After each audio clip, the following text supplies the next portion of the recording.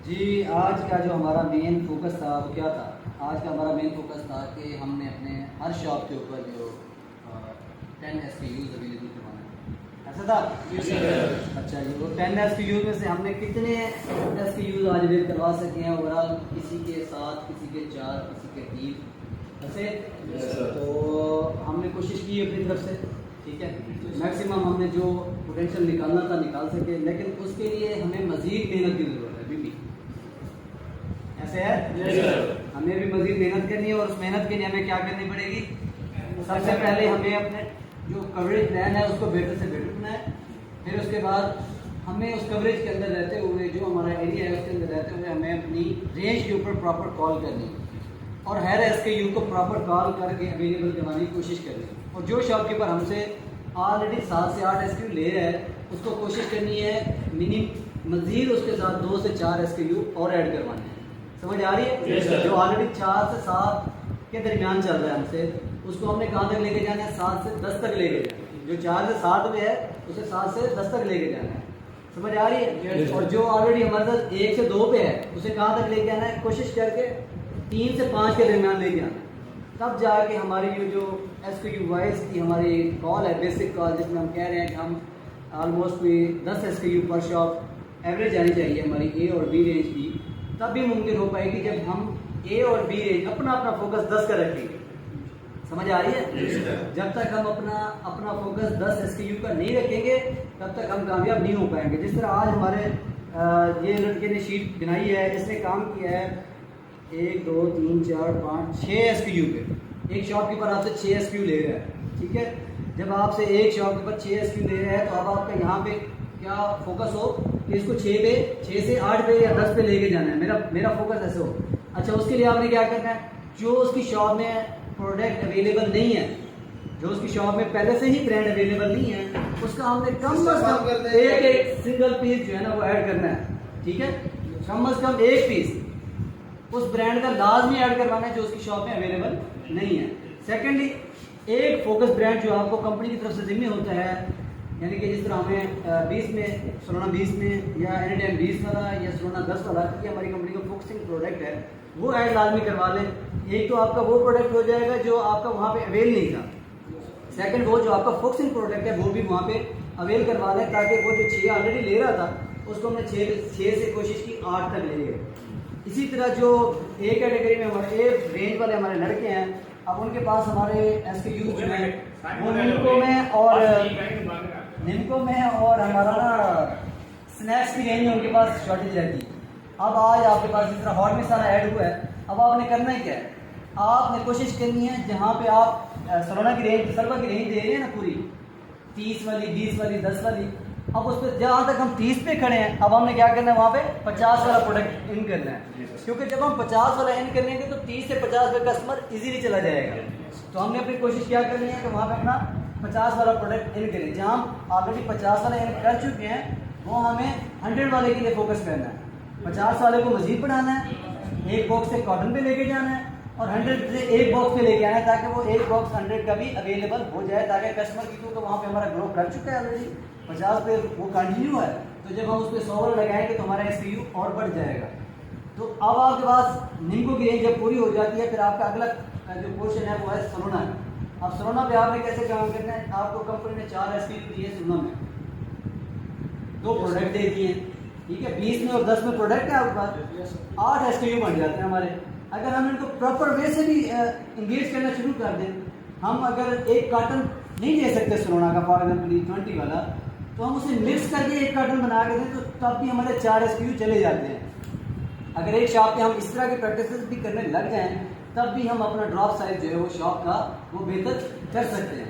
समझ आ रही है मेरी बात? इसी तरह हमारा एनी टाइम 20 वाला जो है, उसके अंदर भी सेम ही क्राइटेरिया है। जहाँ पे आपको लगता है कि चलो एक कार्टन की हमारी ये पार्टी इन हो रही है, जब वो एक कार्टन पे आपके से आमादा हो जाता है, तो कोशिश करें उसके अंदर पहले तो कोशिश करें हर फ्लेवर का कार्टन दें। अगर वो इस लेवल तक नहीं आ रहा, फर्स्ट ऑफ ऑल आप उसके साथ कैसे इंगेज होंगे कि उसके फ्लेवर मिक्स करके एक दफ़ा हमने उस शॉप के ऊपर इन हो जाना है, ताकि हमारा जो भी कस्टमर है वो हमारे हर फ्लेवर को टेस्ट कर सके। जिसकी जो चॉइस होगी नेक्स्ट उसी पे वो अपना ऑर्डर बनाएगा। तो इससे हम क्या, हमें क्या फ़ायदा होता है, कंपनी को क्या फ़ायदा होता है कि हमारे SKU बढ़ जाते हैं, हमारा शॉप का ड्रॉप साइज बढ़ जाता है। जब शॉप का ड्रॉप साइज बढ़ता है तभी हमारा बिजनेस जनरेट होता है। समझ आ रही है मेरी बात? आज से मजीद कंपनी की तरफ से हमें रिस्ट्रिक्शन है शायद साहब, आप अपनी टीम को इसके ऊपर गाइड करें कि जब तक हमारे यहाँ हर लड़का पर शॉप 10 SKU की कॉल नहीं कर प्रोडक्टेड करता तब तक वो कंपनी के लिए एक्सेप्टेबल नहीं है। हम अपने इस एफर्ट्स को मजीद से मजीद बेहतर करेंगे ना? उसके लिए हमें क्या करना है, अपनी एफर्ट्स को शीट के एरियाज में रहते हुए मजीद बेहतर करना है। जिस तरह मैंने अभी आपको कहा कि जिस तरह हमारा सलोना है 20 वाला, सलोना 10 वाला, एनी टाइम 20 वाला, एनी टाइम 10 वाला, या 40 वाला 10 वाला, माउथ फ्रेशर 5 रुपये में हमारे प्रोडक्ट हैं। जो SKU हमारे पास अवेलेबल हैं, हमारे गोदाम में जो अवेलेबल है, कोशिश करें जो आपको शाम का मैसेज आता है वो आपकी हर शीट पे, हर शॉप पे ऐसे ही हो कि आपका ऑलमोस्ट जो हमारा ड्रॉप सेल निकले वो यही निकलना चाहिए जो कंपनी का टास्क है, जो कंपनी का ख्वाब है। और ये ख्वाब हमने पूरा करना है, आपने और हमने मिलके इस ख्वाब को पूरा करना है। करेंगे ना? और उसके लिए फिर मैं वही बात करूंगा, हमें क्या चीज़ करनी पड़ेगी? सबसे पहले हमें अपनी ज़ात के साथ सिंसियर होना पड़ेगा। हमें अपनी ज़ात के साथ सिंसियर रहते हुए कंपनी के साथ सिंसियरिटी बिल्ड करनी पड़ेगी। ठीक है, जब हम अपनी ज़ात से सिंसियर होते हैं तब हम अपने काम को बेहतर कर सकते हैं। समझ आ रही है? सेकंड, हमें अपने काम को शौक और जज्बे के साथ करना पड़ेगा। जब तक हमारे काम में शौक और जज्बा नहीं होगा तब हम कामयाब नहीं हो सकते।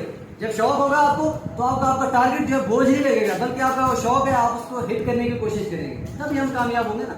जब आपको शॉप के ऊपर एक प्रोडक्ट लिखवाना होता है, आपको आपके लिए परेशानी बन रही होती है, तब आपको परेशानी नहीं लगेगी। आपका शौक होगा उस प्रोडक्ट के ऊपर दूसरा प्रोडक्ट इंजेक्ट करना। जैसे ही हमारा ये शौक हमारे काम के अंदर इंटर होता जाएगा तब हमारी प्रोडक्टिविटी भी बढ़ती जाएगी, तब हमारा SKU पर ड्रॉप सेल भी बढ़ता जाएगा। यही हमारी कंपनी हमसे डिमांड करती है। इसके अलावा हमारी कंपनी हमसे और क्या डिमांड कर रही है? यही कर रही है ना। तो इसके लिए मैंने आपसे पहले कहा है कि ईमानदारी, शौक और सेकंड नंबर पे जो कंपनी का क्राइटेरिया उसमें रहते हुए हमें सबसे पहले अपने जहाँ स्टॉक अवेलेबल है वहाँ फिफो मेंटेन करनी है। समझ आ रही है? जहाँ स्टॉक अवेलेबल है वहाँ फिफो मेंटेन करनी है, अपने डिस्प्ले के ऊपर फोकस करना है, डिस्प्ले को एवा की जो फंडामेंट है उसके ऊपर काम करके करना है। समझ आ रही है ना? और इसके अलावा हमारा आगे काम रेंज सेलिंग का जो है तभी बेहतर हो पाएगा जब हम ये सारा अपने ऊपर रिस्पॉन्सिबिलिटी डाल के काम कर रहे होंगे, तभी हम अपने आप को कामयाब करेंगे। और तभी हम शाम की जो अपनी शीट है या शाम को जो हमारा मैसेज है वो वेल होगा, तभी हमें कंपनी गुड करेगी, तभी हमारी कंपनी हमारे काम को एक्सेप्ट करेगी।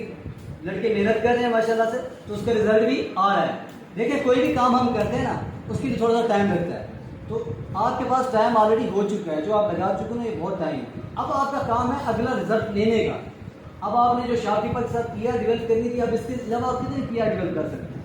अब आपका काम बन गया है उस शॉप के ऊपर किस चीज़ से अपनी एफर्ट डालने का। जो आपकी PR जो ऑलरेडी है उस शॉप पे, तो आप उस पर अपनी एफर्ट बढ़ाएं और अपने वो SKU अवेल करवाएं जो वहाँ पे आज तक आपने नहीं दिए या दिए हैं, उनके डिस्प्ले सही नहीं हो रहा, उनके ऊपर सेल आउट का नहीं कर रहा शॉपकीपर, तो उनको सेल आउट करवाएं ताकि हम मजीद उस शॉपकीपर को इंगेज कर सकें उस मॉडल के साथ जो हमारी कंपनी में 10,000 पर शॉप बिजनेस का मॉटो है हमारी कंपनी का।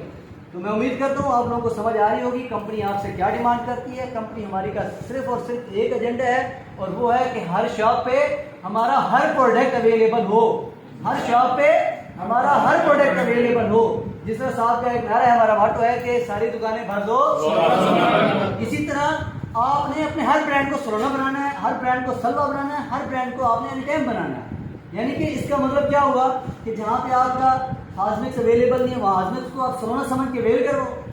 जहाँ आपका अपना सलवा पैकेट नहीं है, सलवा 100 वाली नहीं है, सलवा 50 वाली नहीं है, एनी टाइम 20 वाला नहीं है, कोई भी SKU जो आपका वहाँ पे अवेल नहीं है, उसके लिए आपका फोकस क्या हो कि यहाँ पे मेरे लिए सलोना की तरह ही है। जिस तरह सलोना का फोकस है ना कि कंपनी का एक नारा है कि सारी दुकानें भर दो, तभी इसी तरह मैंने उसको भी वैसे ही बनना जो मेरा प्रोडक्ट उस शॉप पे नहीं है, तो मेरा मॉटो वहाँ पे भी वही अप्लाई होगा जो कंपनी का सलोना के ऊपर अप्लाई होता है। समझ आ रही है? तो आज से आपके जिम्मे मजीद काम यही रहेगा। तो शाम तक जब आप आए तो कोशिश करें जो आपका ड्रॉप साइज है वो बेटर से, समझ आ रही है मेरी बात? और ये काम जो है हमारे लिए बोझ नहीं होना चाहिए। मैं फिर कह रहा हूँ, इसको अपने शौक और लगन के साथ करेंगे तो शाम को आपका रिजल्ट बेहतर होगा। जिस तरह आज अल्हम्दुलिल्लाह कुछ ना कुछ बेहतर हम आए हैं, ये सब आप लोगों ने एफर्ट की है तब हुआ है। तो यही एफर्ट हमें डे बाय डे ग्रो करनी है। आप बस एक हफ्ता है, एक हफ्ते के अंदर आप इस ड्रॉप साइज को कम से कम 10 SKU तक ले आए। समझ आ रही है? नेक्स्ट जुमेरात को इंशाल्लाह हम मीटिंग करेंगे और उस मीटिंग में हम इस चीज़ को दोबारा डिस्कस करेंगे। सिर्फ इस चीज़ को भाई तो हम डेली बेसिस पे डिस्कस कर रहे होते हैं, लेकिन जो ड्रॉप साइज 10 पे लेके जाने वाला है ना हमारा SKU, उसको हम डिस्कस करेंगे कि हम उसमें कितने कामयाब हो चुके हैं। और दूसरा एक और अहम चीज़ मैं भूल गया हूँ, अब आपके साथ दोबारा शेयर करने जा रहा हूँ, वो थी कि जो भी हमारी शॉप्स है ना, आपका जो एरिया है 50 दुकानों का जो एरिया है या 60 दुकानों का जो एरिया है, उसमें हमारी प्रोडक्टिविटी आ रही है ना 40। तो मैंने आप लोगों के साथ कुछ दिन पहले एक प्लान डिस्कस किया था कि हमने अपने हर एरिया को ना डेवलप करना है, और डेवलपमेंट के लिए मैंने आपके साथ चंद चीज़ें मखसूस की थी। उनमें से एक चीज़ थी कि हमने अपनी ऐसी शॉप्स वहाँ से निकालनी है, कम से कम 10 ऐसी शॉप्स वहाँ से निकालनी है रेगुलरली, जो हमें वीकली बिजनेस कितने करें, कम से कम 2.500 100 का, यानी कि 2500 का हमें बिजनेस दें।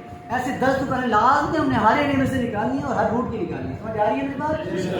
जब हम इस पे काम कर रहे होंगे, फिर अगला स्टेप हमारा क्या होगा कि इससे नीचे वाली, यानी कि 1500 वाली, ठीक है, फिर हमारा अगला स्टेप 1500 को है।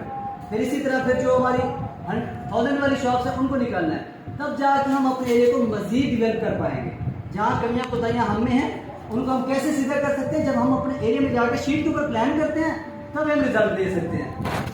उम्मीद करता हूँ कि इसके ऊपर भी आप वर्क करेंगे और इसी से ही कंपनी को हम अच्छे से अच्छा रेवेन्यू जनरेट करके देंगे। तभी हम अपने अपने टारगेट टाइम से 100% कोशिश करके प्लस कर सकेंगे। समझ आ रही है? अल्लाह ताला मेरा और हम सब का और हमारी कंपनी का हामी नासिर हो। अल्लाह ताला हमारी कंपनी को दिन दुगनी रात चौगुनी तरक्की नसीब करे। अल्लाह ताला आपको मजीद मेहनत करने की हिम्मत दे।